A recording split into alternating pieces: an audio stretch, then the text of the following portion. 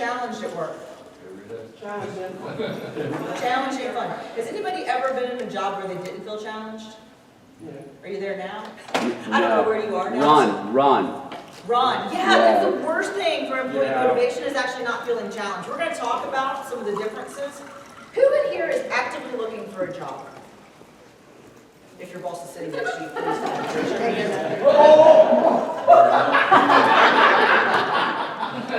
He knows better. The only request I've ever made is like, please don't quit, Maurice. I'll give you anything you want. You can buy the Apple Pencil. It's recording. Yeah, it's recording, I know. I told you to buy the Apple Pencil. They came out with it. I told you to buy it, right? So we're going to talk a little bit about this, but it's really interesting. When you look at the statistics, right now we're at an all-time high for people feeling dissatisfaction with their job, but also for people willing to look at new jobs. 84%. And I would actually say it's higher than that. Because I look at, I mean, we see a lot of the searches that are going on right now, and we see people that are applying for the jobs. I'm like, whoa, I would have thought that person would apply for that job necessarily. Not that that's a bad thing, but we know that we have a challenge right now in terms of how we recruit and retain our talented staff. So what we're going to talk about today is those very issues of recruitment and retention for your staff. So what's your goal? Your goal is to figure out how to keep the people you want. Does anybody have people you don't want? All day long, every day, right? Who leaves your organization? The people you want. Right? Why do they leave? Is that really why they leave? Because other people want them? They might be undervalued. Not challenging for them to find other employment. User challenge, what'd you say? Let me have it It's here. easier for them to find other employment. It's easier for them to find other employment. Maybe they're being actively recruited, which is sort of what you were talking about. What else? What else makes them leave? It's usually those people you don't want. It's Oh, yeah. it's the people that you have there that offer you. Yes, People that you want to leave, that don't leave, create a situation to make the good people leave, right? Because why? No room to grow is a really good one, and we'll talk a little bit about that. I actually had that conversation with one of our CIOs in our class just recently, because that makes me nervous. When somebody's been, the statement that I made in class, and I know Sarah heard it, that makes me nervous is when I see an IT person that's had the same job for 7 years, I judge them. CIOs are not what I'm talking about. I'm talking about help desk 1, and you've never progressed past help desk 1, or you've always been a sysadmin and you've never progressed past a sysadmin. In my mind, I'm judging them because I'm like, well, then they must not be very good at their job. Right? Is that a fair assessment? I don't think so. It's not. They like that guy. It's not. It might be that they like their job or they work in government. Where there's no room for growth. Right? Because, and that's what Steve Bennett brought up and made me aware of, was like, I'm a 3-person shop. What am I going to do? And I was like, well, you could change his title and give him a raise at least. Like, I know he's awesome at his job, and clearly you're happy with his performance, but you should do something to make him sysadmin 2. Right? Do you guys have the authority to do that? You could. There's no law against it, just so you know. It's not a legal implication. It's maybe an HR issue that they are struggling to figure out how to do. How many of you have done reclassifications recently? In the process? I think it's important. I wish we did it more often in IT, because reclassification of employees is a really good exercise to go through, because their skill sets have changed so dramatically.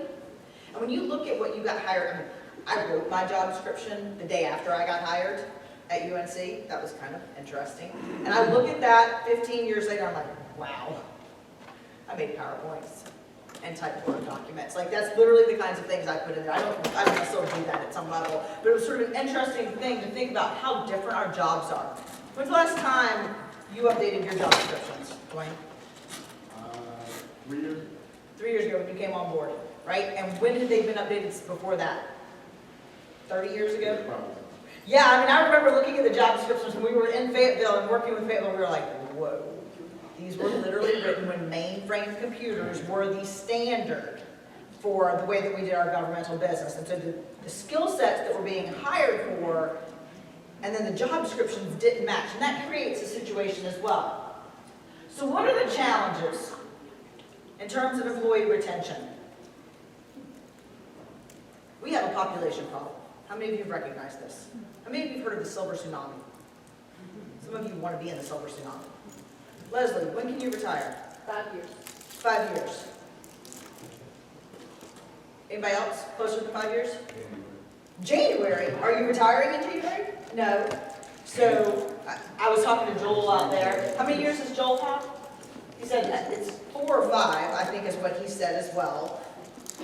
How many of you have been watching the listserv and seeing all the retirements recently? Maurice and I were talking. We have 4 of them happening before the end of this fiscal year, or this calendar year at the school of government. 4 retirements. Key business people, right? The dean's secretary. I can't imagine anybody more important than Beth. I mean, she's just very, very good at her job, and she's always had that job since he got there, I think. I mean, she's been there forever, so she knows everything that's happening. So we have the silver tsunami. What's the other problem from a population standpoint? The generational issues we'll definitely talk about, right? So what's the issue with generational? Like people. In 10 years, 75% of our population is going to be millennials. So there's going to be challenges with how do you address the differences in opinion. How do you make them happy when they're, some of you are very young. Anybody that's really young in here want to tell me their age? 12. 12? I'm 14, so there's that. On my birthday coming up, my dad's gonna get my first razor so I can shave my face when I turn 13. Seriously, how old are you? 26. 26, so he is that one.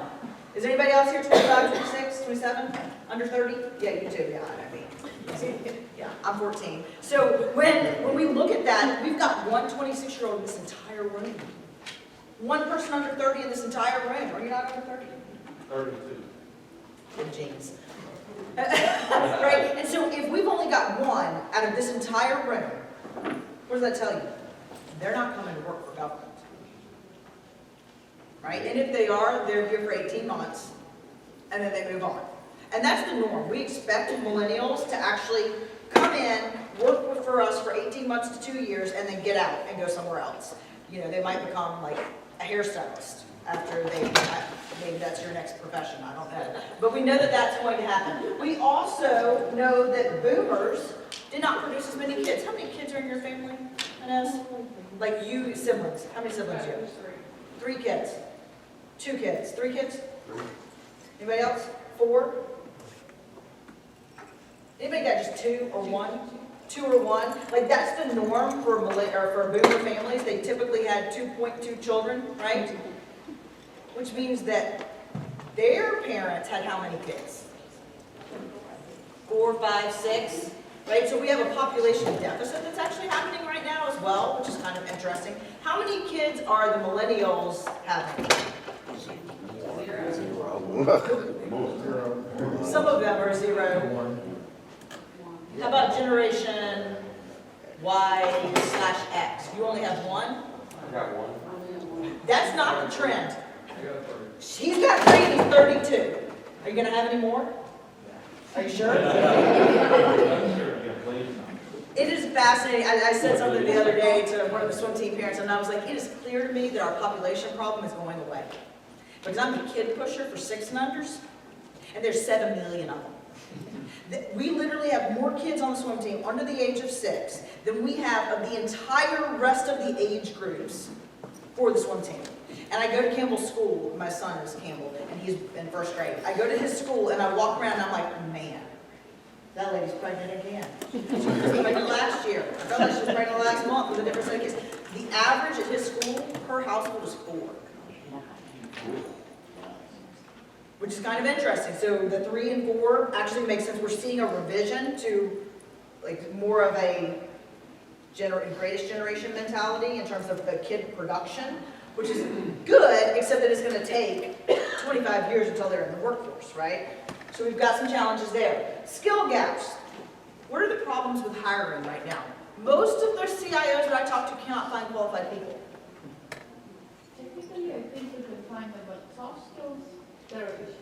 Huge issues with soft skills, right?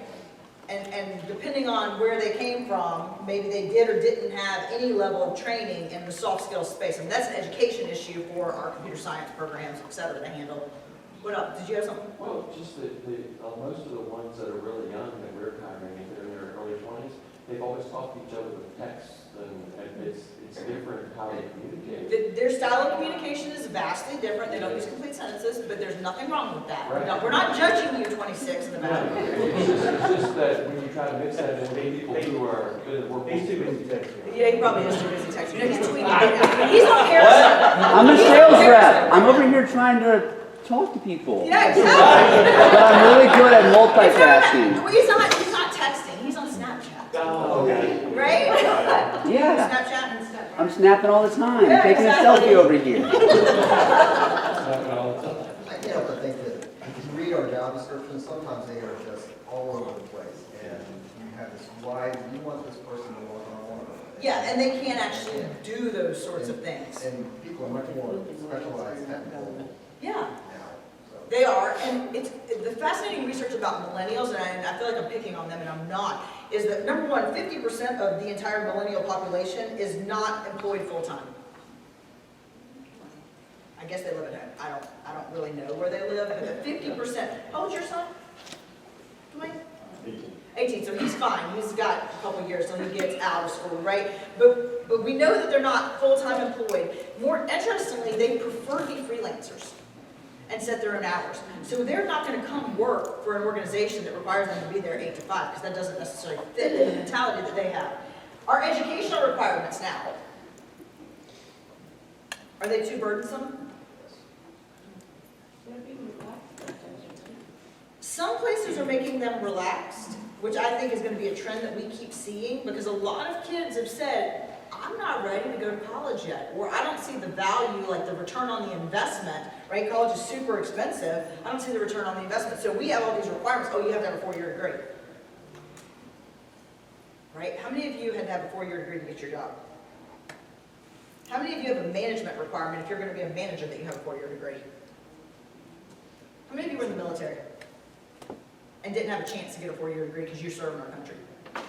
Does that mean that you're not a good manager? No, I'd say y'all are both good managers because I've worked with both of you. So that's one of the challenges we have. There used to be sort of that military service counted, and now our job descriptions have been rewritten such that we require a level of education that may or may not be actually useful. We also have global demand issues, right? We're competing against places that we never thought we would be competing against because they can work from home for companies way outside. I was talking to a really nice gentleman at the gym one day, and he was telling me that his son worked for the UK, from Raleigh. His company was in the UK. He would fly there once in a blue moon, but he's an IT guy. I was like, really? This is going to work like in government? Absolutely not. Wants to work from home, and oh, by the way, he makes way more than I'll ever make. Way more than Maurice and I could put together make, working for a company outside of the United States. I found this, I thought it was interesting to just show the cost, and this was done in the private sector, looking at the turnover. So the cost of the turnover for one employee is somewhere between 20 and 200% of their annual salary. Now again, if they're a low wealth employee in terms of somebody we would like to leave, then I would say it's closer to that 20%. If they're a high wealth employee, somebody that we don't want to leave, they're closer to the 200%.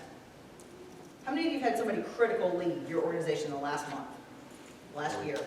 3? All right, Cord, why have they left? Money, straight up pay. Had nothing to do with it. There was no other reason. It was said so in the exit interview. They loved the work they did. They loved the division. Did they go to another government agency? Yes, they did. To Leslie? Hi, Leslie. I thought it was me.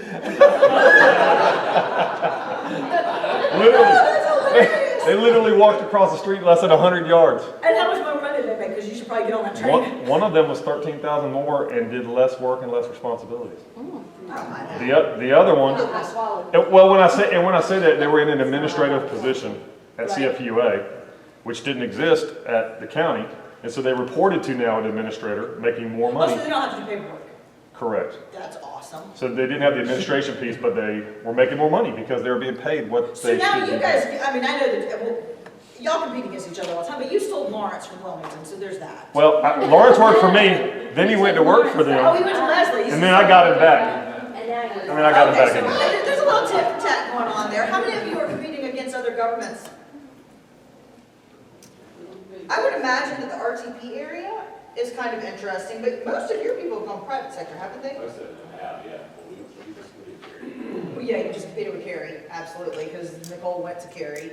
And you said that she had, I'm not allowed to say, she was getting the same level of pay for managing a third of the staff level. So there's, I mean, that's kind of an interesting thing, right? So we want to think about those sorts of things.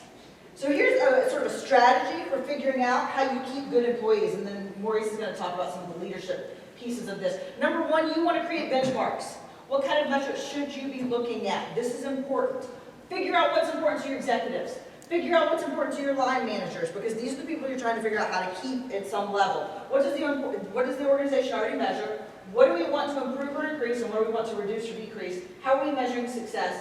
And then how do you recognize success? Figure those things out, number one.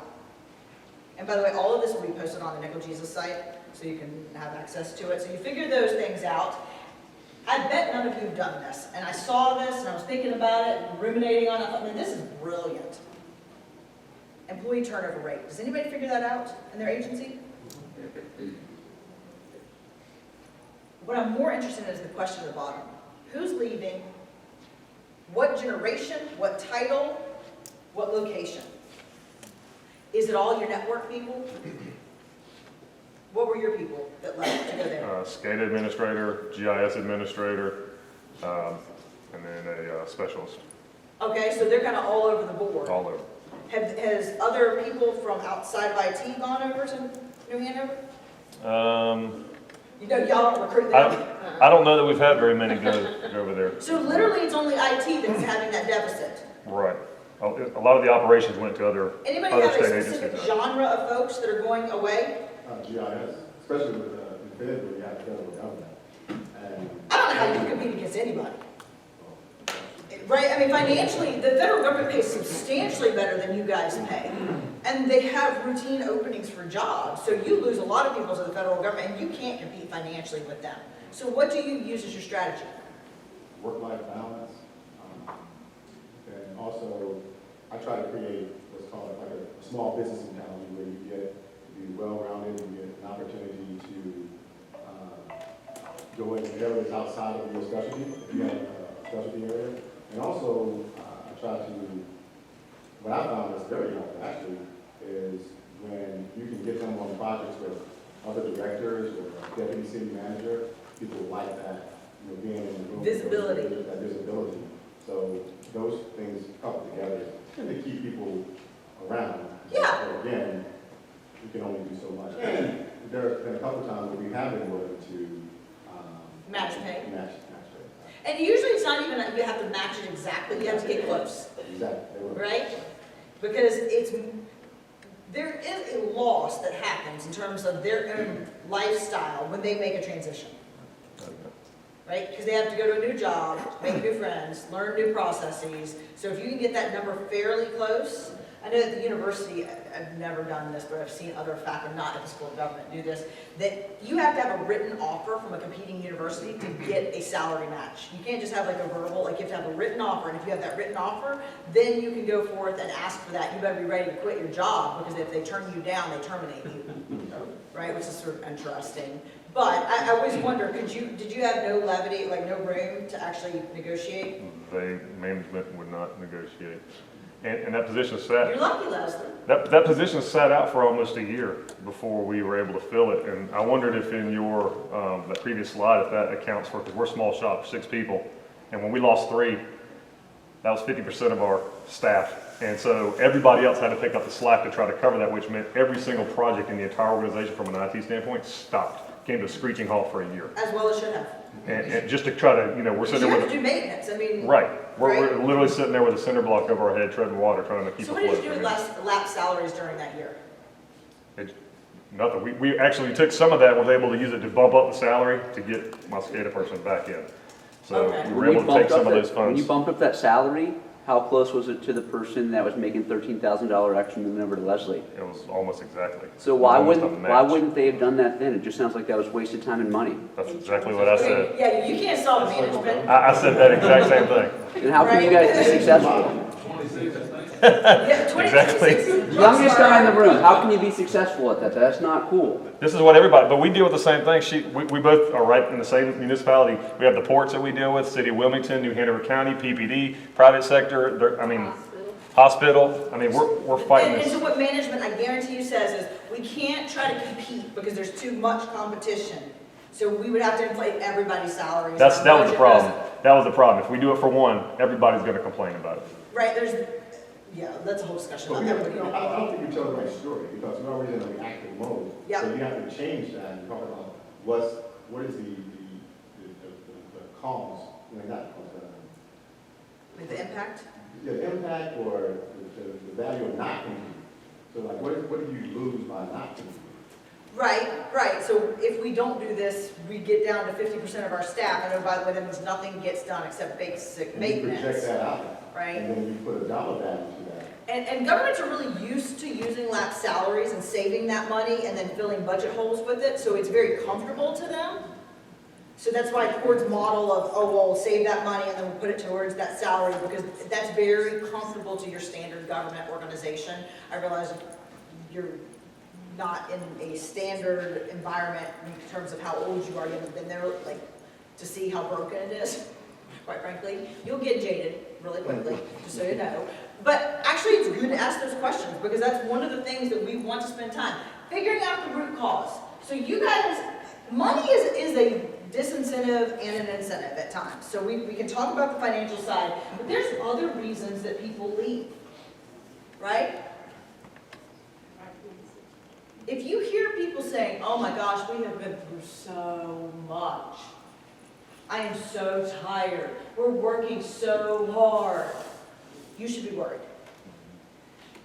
When I hear like a new boss comes in and they've ramped up the production expectations of folks, now it may be justified, but I usually think that somebody's going to leave. So when we're thinking about that now, if we want to rephrase these, we want to hear things like they're devoted employees, right? We depend on them. By the way, that's great employee motivation. Figuring out how to sell to an employee that they are a valuable asset, not... The worst thing we do as managers, even though I say it all the time, everybody's replaceable. There is nothing more demoralizing to an employee than telling them they are replaceable. And you don't do it intentionally, right? You just hear that over and over and over again, and it's true, but it's replaceable with a cost, right? A huge cost to the organization. So we have to figure out, communication is a really big reason people leave. What do you mean by that? What do I mean by that, communication? Misunderstood or understood at all? It's misunderstood or not understood at all in terms of a variety of things. A lot of times Not setting the vision. is not setting the vision or having silos, right? I keep picking on 26. And what's your name? Me? Yeah. Brennan?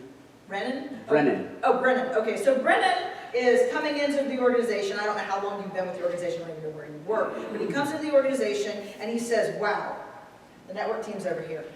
And they do their thing, and they don't talk to anybody, and they don't hang out with anybody. And then over here, we have like the support team, the help desk team, whatever, and they do their own thing, and they don't talk to anybody. And then there's the apps team, and this happens every time something goes wrong. Oh my God, I must have hit a nerve, right? So if that's the world that you're living in, people leave all the time because of that, right? Bad communication, who can fix it? Management, y'all. Senior management for the IT organization should be fixing those problems. Trust is absolutely critical. I had this conversation actually this week with somebody, and I was like, you know, I'm a little worried about the decision-making process that you're using, because I feel like if your supervisor found out that you were going behind them and offering this service to people, that they would be a little upset, and they would fire you. Right? Like, I would be upset. And I said, if Maurice went behind my back and did something, that would destroy our relationship forever. Right? I trust him completely. And hopefully he trusts me. Why? Because we are very, very transparent. We're also a small shop, so that makes it really useful to be in. You have to feel connected as an employee. We call it engaged. Employee engagement is a very big challenge we have right now. And I issue this challenge every single time I teach in a group of IT professionals, and I issue it to you guys as well. Can you tell me today, right now, what you do on a daily basis that makes a difference in the lives of your citizens? Can you tell me that? No matter where you are in the organization. I know Will Aycock can, right? He's given broadband access to all sorts of people who listen. We're dependable, we are reliable, if they need something, we will. Okay, so you can deliver services, but can you tell me how it impacts your citizens at the end of the day? We provide the tools that enables them to do the job, to provide better customer service. Do you save lives? Yeah, we do. There's no direct connection. Absolutely there is. If 911 does not work because y'all didn't do your jobs, Right. But they don't see that. They see I don't care if they see it. Right. I'm asking, do you see it? Do your employees see it? The single biggest challenge that we experience working with sort of the staff down the levels is they have no connection to the mission of the organization at large. They don't know how they're, oh, I'm just a help desk person. Brad Hennett's not in here, but he's. But that help desk person is important. Like, that's not, the number one thing is to feel important. Unbelievably important. That's why I left my last job. And I can make more money. I'm a sales rep. I work for a bar. I know you guys don't like that term. I go work for another bar right now and make more money. But I work for my company that I work for now because my manager listens to my voice. That's important. It makes me feel like I'm wanted. Absolutely. And there's number one nothing thing. wrong with a help desk person being a help desk person, but what they're doing is they're saying, oh, I'm just a help desk person. I have no connection to the mission of the government, right? I don't do citizen service. I fix PCs. If your person thinks that they are a tool provider, a hammer for the nail or whatever it is, you're going to probably not keep them if they're worth their salt, because they want that. They want that larger connection to the organization. Maybe it's communication to the manager. Maybe it's an understanding of how they fit in the big picture. I mean, I think good sales companies, just like good governments, do that really well. We did it at the School of Government, and it was such a useful experience. We had everybody in a 2-day retreat, by the way. I don't recommend that. I mean, everybody at the School of Government in a 2-day retreat, and I wanted to murder everyone there. But one of the things that we did was that we had our staff, because our staff historically feel disenfranchised. We had them stand up. We said, okay, this is what it takes to get a course that generates revenue for the School of Government that allows us to pay our bills off the ground. And we went from sanitation, to make sure that the classrooms are clean, through food prep, through registrants, the registration office, through the business office that gets bills paid. We went all the way across. Everybody by the end of the session had to stand up because every one of them were equally responsible for doing what we do to produce what we produce in school government. So your folks should be able to do that, and if they can't, your job is to do that for them. One of the things that I used, and I did this with a CIO in Charleston County, South Carolina, I told him he was having a problem with people leaving because it's Charleston and there's lots of jobs available there. And I said, you know, Wes, what I think you should do is go through and figure out a schedule. And so he took the schedule, he divided up his employees. Don't do this if you have employees you want to get rid of.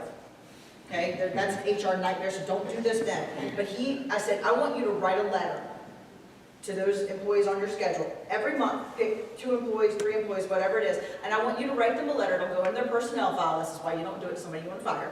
Okay? But you write a letter and you tell them what they specifically did, one action that they did that impacted the mission of the government, not the mission of the IT department, the mission of the government. He told me, he was like, Shannon, I thought you were crazy. I hated that you gave me that homework assignment. He said, it's probably the most valuable thing I've ever done. It improved employee morale. People stay longer. Now, it's not maybe going to compete from a financial standpoint. $13,000 was a reason to leave for that, probably. But it really did change the nature of the work that they did because they saw their work as more important than just being the help desk guy or girl. Yes? Something we did, like, 2 weeks ago was customer service week. Nice. So we took that as an opportunity. I had each one, everybody in my department, write 2 thank you letters. They want some people to have 2 thank you letters. One to the internal customer, somebody in the department, then obviously the external customer. And they felt, and the feedback I got, I thought it was a lot of pushback. The feedback that I got was, it was almost therapeutic for them because they had begun to look at the customer as just this needy one person that's just always needy, always wanting something that can never satisfy them. And when they took the time to personalize it, they really began to change their Put a face to that person, right? And if you have a network person, and I'm sure somebody in here is that person, they will say, our network would run great if it weren't for those users on it. Anybody here say that? In jest, yes. Yeah, but you wouldn't exist if you did that. You wouldn't have a job if you actually operated that way. I love that idea. So they actually wrote letters to internal customers and somebody on the outside. That's a really great idea, right? It's equally great if you can get people to write letters to your staff, right? One of the things that I've tried to do recently, because I've been teaching kind of customer service related things, is when I have a good experience somewhere, I try to make sure that somebody knows.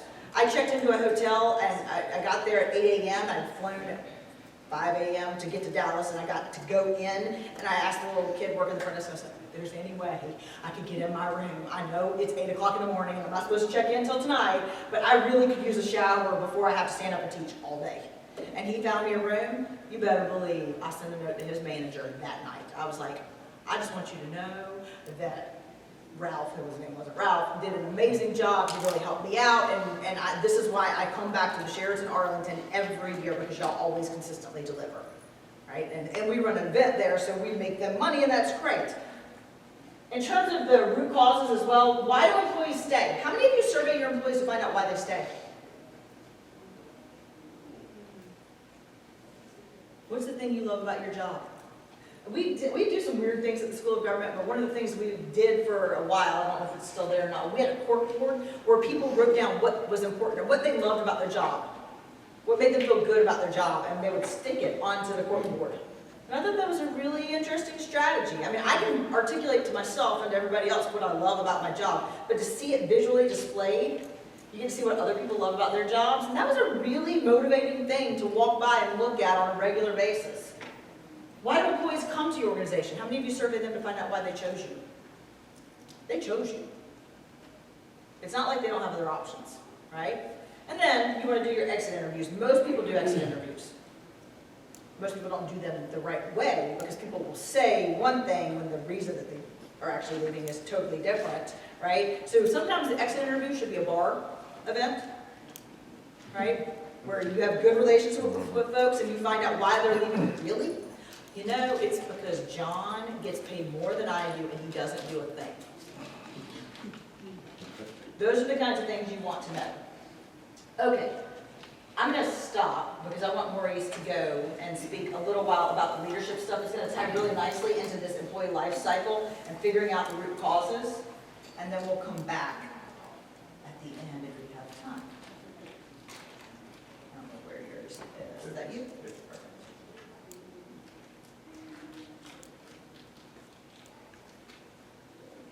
Awesome. So, obviously you saw me raise my hand earlier that I was actively looking.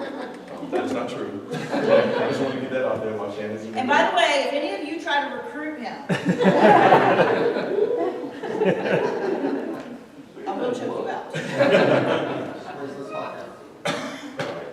So what I really want to kind of focus now is on the leadership perspective. So those of us who are leaders in the room, how do we create a strategy for retaining employees, and also how do we create a strategy if we want to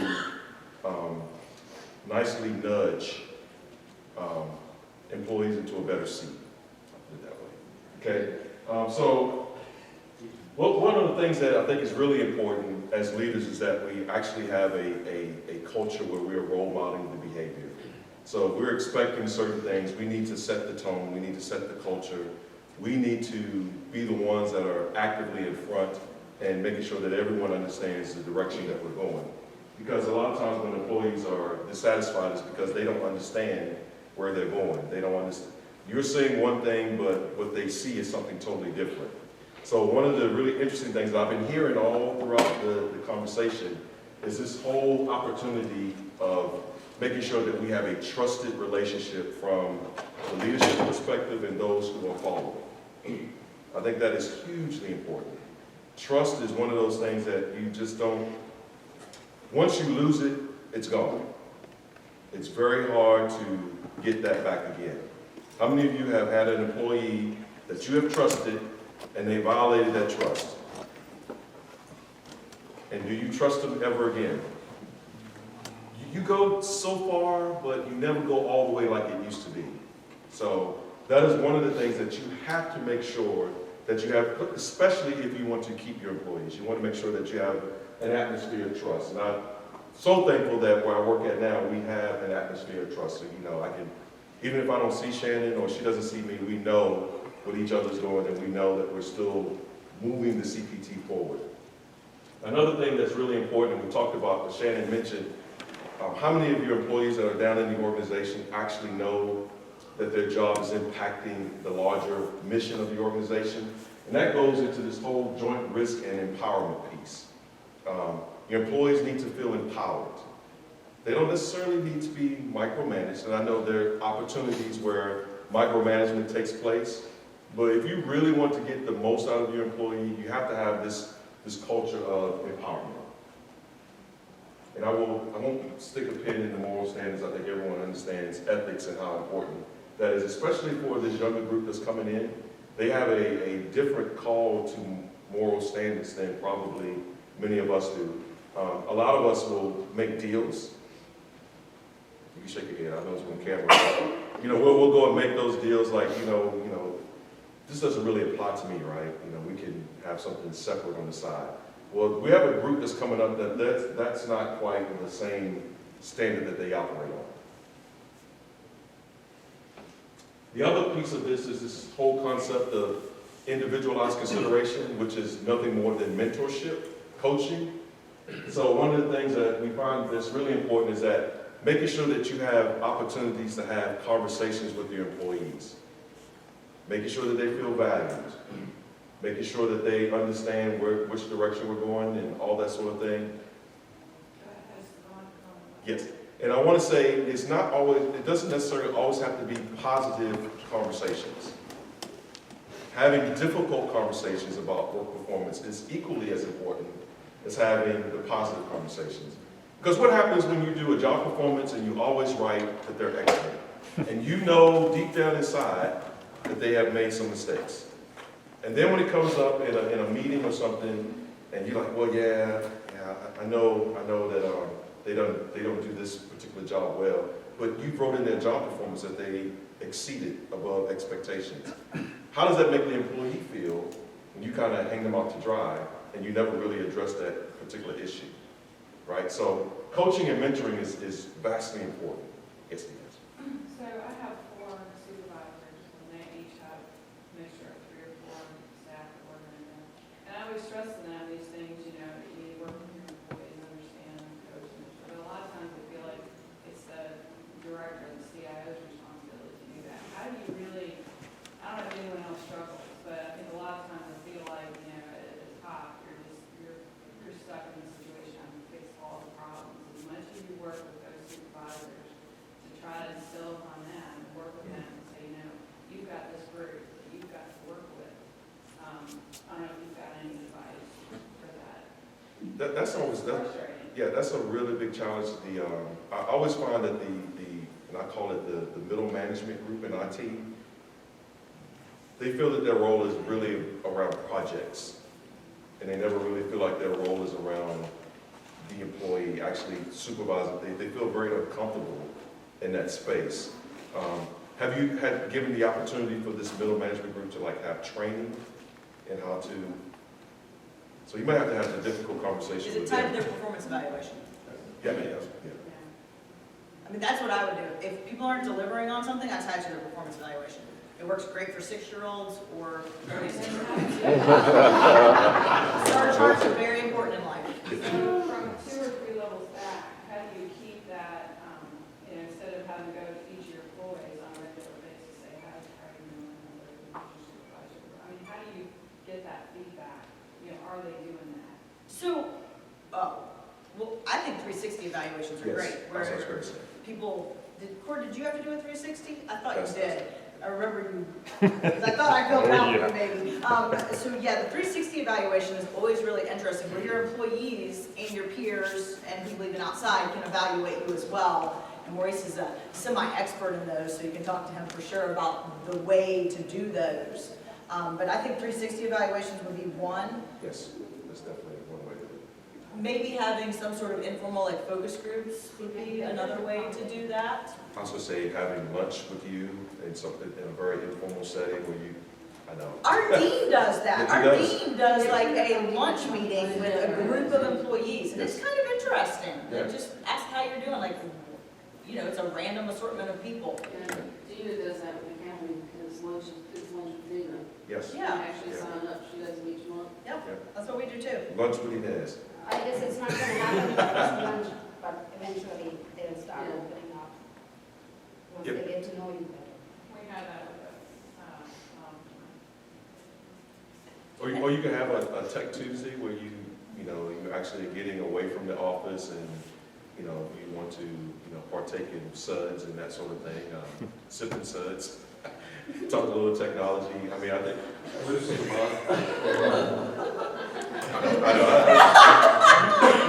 We always talked about alcohol being a stimulus for innovation for 2 days now. Yes. So it's Yeah, probably. so this will help solve employee problems. And actually Sharon Hayes did something really interesting at the state. Some of you probably knew Sharon. When there was like high levels of stress around possible outsourcing of IT, she started walking meetings. And so every day she announced the 2 times a day that she was going to go out and walk the campus at ITS. And any employee could join her and walk and talk. And it also is good for the people that work for you. And it, visibility in the community, granted ITS is not gonna be very visible. They can't really go on to Falls of the News Road and get hit by cars, but maybe if you're down, I know where you are, you might could actually do some interesting kinds of walks where people see that the employees are out in the community, which I think would be very valuable. Or did you have something? Yeah, I was just gonna say, you talked about tying stuff to performance evaluation, and we're in the middle of doing a class and comp study, and I heard a very interesting thing from another manager in a different group, and they were talking about exactly what Maurice talked about, giving somebody something they didn't necessarily earn. And why did that happen? And the reason behind it, according to this manager, was for years there was no cost of living increase in salaries. There was no increase whatsoever, Right. no pay increase for 3 years. Right. So when the time came to give, that there was a budget set aside for that, the only way you could earn it was based on performance. Right. So you had a person that had been doing their job essentially for 3+ years that had not received any additional income. Right. And that manager felt obligated to make sure that they got something. Well, it may not be exactly what a stellar performer got, but something. And so they put that in there in the performance evaluations, and then a couple years go by, and it's the same thing because there's no continual cost of living increase. They're all tied to performance. Yep. And then 5 years down the line, if that employee starts slacking off, well, now you go back and look at it, it looks like they've been doing what they needed to do because, again, that manager felt like they deserve something other than nothing for the past 5 years. It almost becomes like their job performance becomes conditional. Right. So if you think about conditions, if this condition doesn't exist, then my performance will slide this way. So you really want to get to a place where it's not a conditional kind of place where the employees, because at the end of the day, this coaching is really, okay, it's good to make them feel great and all that kind of stuff, but it's really about, this last slide, making sure that you're getting the most out of the employee and actually moving the organization forward. So while it's good to do the touchy-feely stuff, and most IT professionals feel very uncomfortable with the touchy-feely stuff, at the end of the day, what we really want to do is make sure that we have competent employees, skillful employees, understand the mission, and they are moving us forward in a direction that is both positive for not only the organization, but our constituents that we support. So it takes away that condition. There's no reason why the conversation should be around a condition, because that will, at some point in time, one of those conditions are going to go away. And then how do you deal with whatever is left? And that's what's happening now. I say one problem though is, in some extent, I haven't been focused on that long, but I do see it as a problem with bringing retaining fifth out. I think the fact that they value tenure over job performance, and I think that could be a big deterrent Absolutely. to this job, maintain money. Yeah. Some people, they have been in the private sector, for example, and it's very volatile, and they've been in part of one of those rifts, and they come to finally get a government job. They value that opportunity to where they feel like they never will be fired, right? And so they sort of, take that position. So I think from a leadership perspective, trying to turn that focus to where we're not that way. We're really focused on producing good product versus being a place where people go and die. Right. It's not so much people come in, it's the people been there in public all day long. Yes, And they just become so complacent, yes. and that's what they do. They just go, get it checked, do a little bit of work, die. Yes, yes, that's a whole nother conversation. That's boredom typically, though. Yes. They're typically bored and not challenged sufficiently at work. I don't know very many IT people that want to do the same thing they did 20 years ago. Well, I mean, I'm not saying there's not a one-off. There may be one or two that you could think of, but by and large, that's not the norm. At least in my experience, and that's not really the norm with public sector employees. Like if they understand what they're doing, why they're doing it, and can get motivated by it. I mean, we know that the best way to motivate employees is to push them beyond where they've been pushed before. So giving them stretch goals is really important. That keeps them there and engaged a lot longer than anything else. And I think you have another sort of issue with, you're talking about tenure, and that creates a pay inequity where they're making lots of money for poor performance. In addition, you also have the other side where governments have got these caps on the percentage of increase you can get every year, and then all of a sudden you've got a new person with no experience who comes in making more than somebody else in their same group. But we have some bad rules, right, Yep. that have to get addressed. Yeah. I don't think we'll be able to solve that Kill in all this stupid part, but rules. that's a huge piece.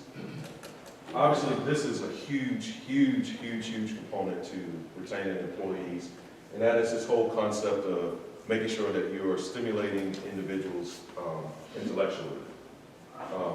One of the ways that we do that with this is actually making sure that we have task variety.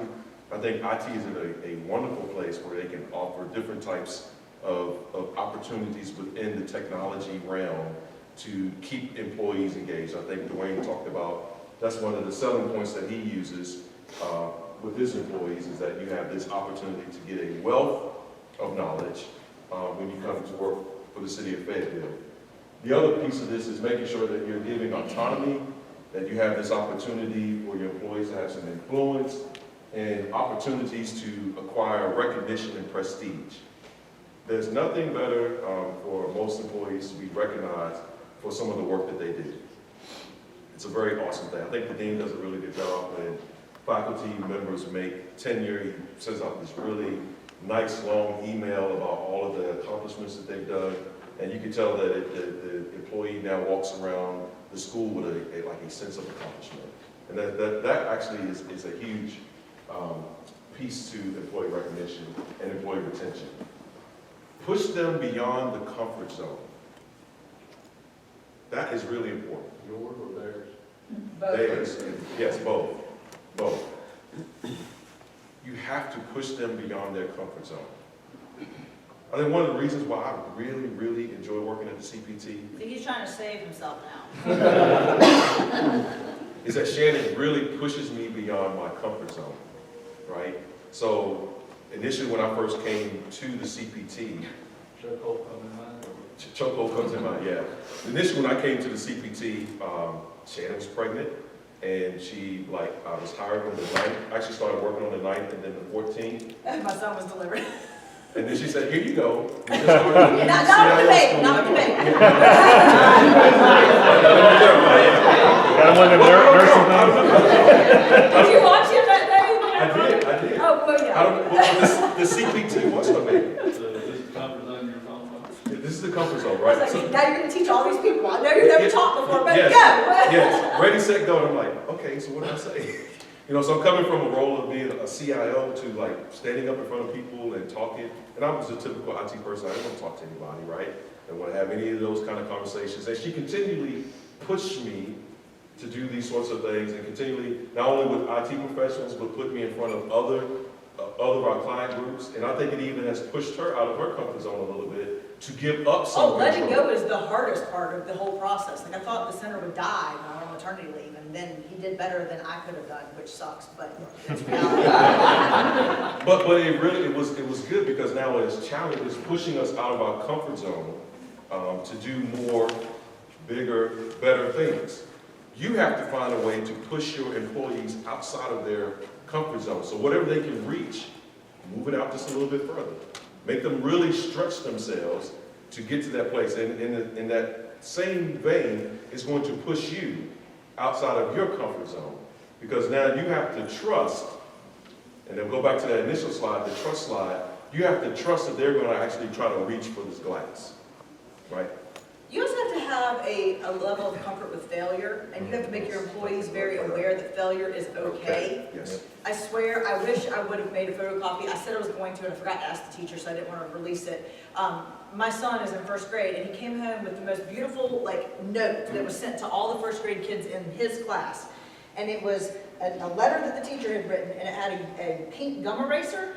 You guys know what those are, like the old school gum erasers?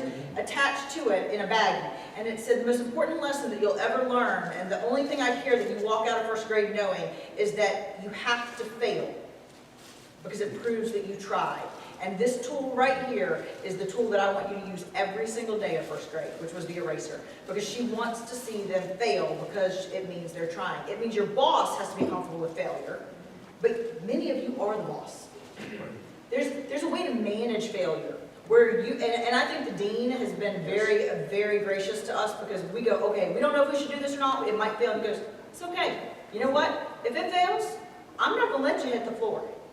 You might get close, and it might be painful, and it might be uncomfortable, but you're not going to get fired because of a failure. You get fired for incompetence, you get fired for illegal activity, but you don't get fired because you had a failure. We learn from the failure.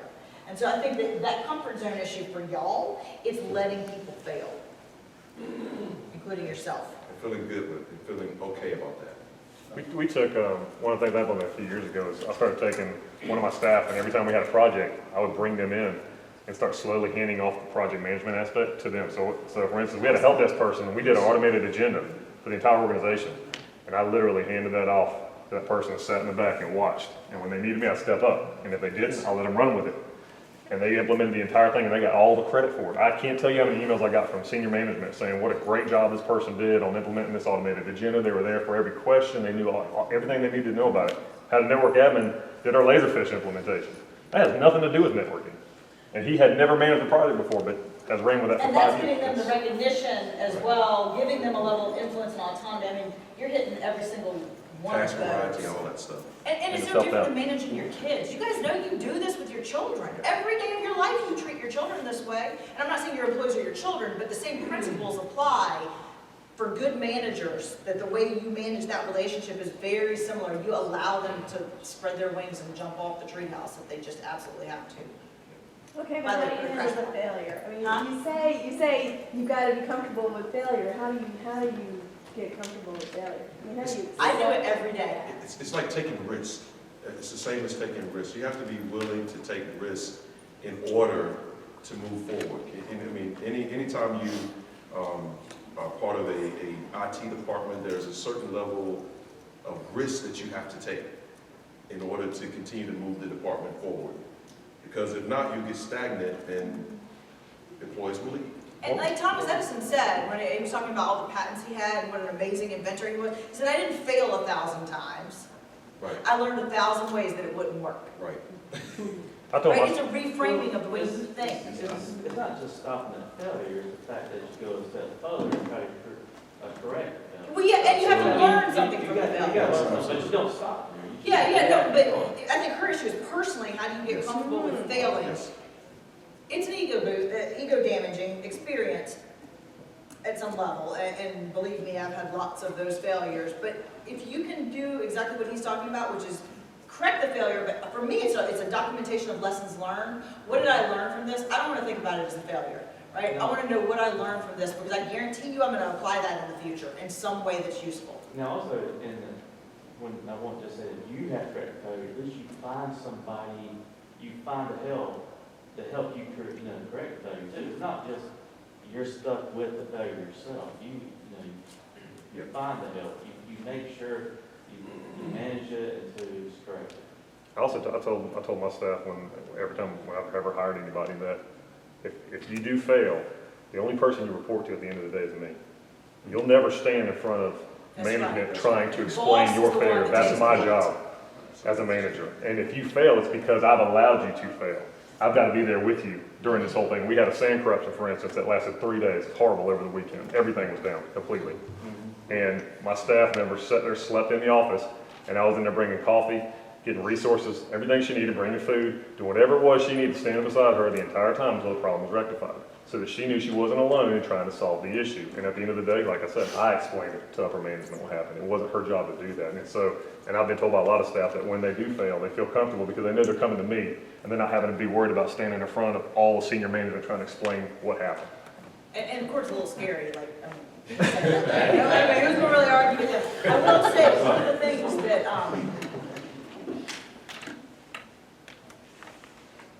failures, I was like, it just totally went out of my brain when I was listening to your story. By the way, we do a lot of assessments and help people hire for various jobs. If somebody asks you about a failure on a resume and they ask you to talk about a time you failed and you write that you have never had an IT failure, we throw your resume away because you are not telling the truth. Okay, now we got that. Just to piggyback off what we're saying, I was kind of waiting, but you set this up so well for me, because what you're talking about there and creating that culture where it's okay to fail and to stretch your employees at the same time is taking joint ownership. That's right. If my staff knows that I've got their back Yes. and I'm just as engaged Yes. and on the hook for something as they are, Yes. then they're going to trust me Absolutely. that I'm not going to, like Shannon said, not going to let them hit the floor. Absolutely. Or I'm going to, if we hit a brick wall, I'm going to bring in some more resources, or, okay, let's step back, take a fresh look at this. I know that all this time wasn't wasted. There's probably just a few little things that we can change here. But because I own it with them, Yes. they will bend their backs to make this thing come in because Yes. they don't want us to fail. Absolutely. Run through a brick wall, literally. One of the other things too that you want to make sure that you have an opportunity for innovation and creativity. That has to happen and it's not an option. You need to make sure that you're putting some things in play. Here's some questions that you need to ask yourself to make sure that you are stimulating your employees intellectually. How often do you ask those tough questions? How much creativity and innovation do you expect from your staff? You need to ask yourself those questions over and over again. You want to make sure that you have a vision. We've talked about this already before.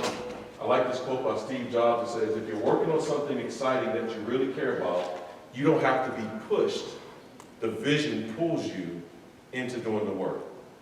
You don't have to, if you have a good vision, you don't have to push people into doing something. It pulls them.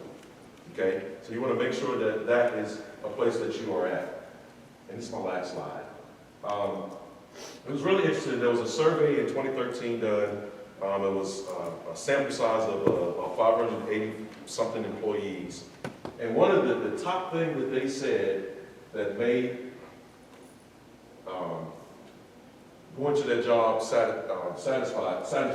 satisfactory was intellectual stimulation, about 18.5%. The next thing was achievement and prestige, which we talked about. Power and influence was the third thing.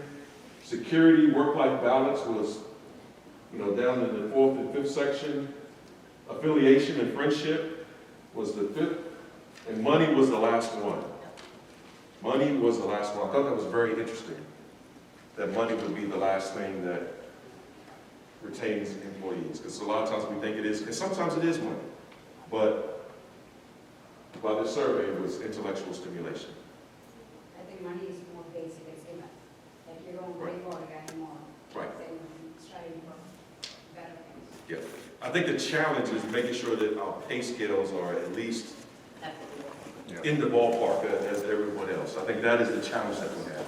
I think that's the challenge that we have. And depending on where you are in the state, that is a very different number. Any questions? I think we will. About 2 minutes, we're good. Yes. I know we talked about, pushing the comfort zone of your employees and in turn pushing the comfort zone of your students. And I think that's where some of the management things, if I push my employees to be on their comfort zone, are they going to become a competitor to me, or are they going to be a threat to me, Right. to my position? Right. So, So I think that's an iterative process where you have to build to the point where you're stretching employees. But I think it's a conversation that you start having that, look, we're not going to continue to stay in the same vein, but we're actually going to start moving forward. I'm going to stretch you, and you start preparing them. I mean, I don't think you just drop it on them. I'm going to stretch you from here to there. You've never stretched them before. You know, something's going to pop. no, Is so that- I'm talking about the management, they Oh, yeah. start thinking that if I give them too much, are they going to become a threat to my position? To your, oh, that's a If very it's a interesting. smaller team. Yeah. That's a very interesting thing. So, there's a couple of different philosophies around that. I think the question is, if I stretch the employee, will they become probably an enemy to take my job? So, That means you're not stretching yourself. Yeah, you should hope your employees take your Eat job. your own dog food. yeah, I hope all y'all plan to retire. I actually thought that when I was in leadership position that my employees were smarter than me. They actually did all of the work and they actually made me look good, but it was them that actually did the work and I trusted them that they would, and at that particular point in time, I think you have to empower them to do that. You have to empower them to be leaders because then they'll want to stay. I don't think they would try to sabotage you in that particular case. Yes? You trust them enough. Did you establish that staff or was the staff already there when you walked into the position? I was very fortunate. I hired the entire group. See, I think that makes it, well, I mean, I really think that makes a big difference too. Yeah. You know, so you can really. I worry about that though, because I think you could actually, people walk into organizations with existing staff and they have an assumption about the current team that I think is often flawed. Most people are quite competent to do their jobs. They just haven't been stretched in the right ways, and they're going to dig their heels in when new management comes in regardless, because that's just what we do as humans, right? Well, this is the way we've always done it here. That gives me a level of control over my new manager. And if everybody does it, then the new manager looks like he or she is going to fail. But I think if you walk in and say, I mean, I've heard a very specific story about somebody sitting in this room where they said, hey, I'm just going to walk around and find out how people do their jobs for the first 3 months or 6 months or however many months it was, and really learn about them as humans. And then I can architect whatever solutions need to be made for the team, but the team actually wasn't all that broken. It was the understanding, just little tweaks here and there. The assumption is previous leadership did not do the job. However, what the previous leader did, they excellent, they retired and moved on to bigger things, and so good. Yeah, you always assume that, and I guarantee you the previous leader failed in some way, shape, or form, or else they wouldn't have been a leader. I've yet to meet a leader who didn't fail. That's right. On that note, Go forth then. go forth and have full confidence.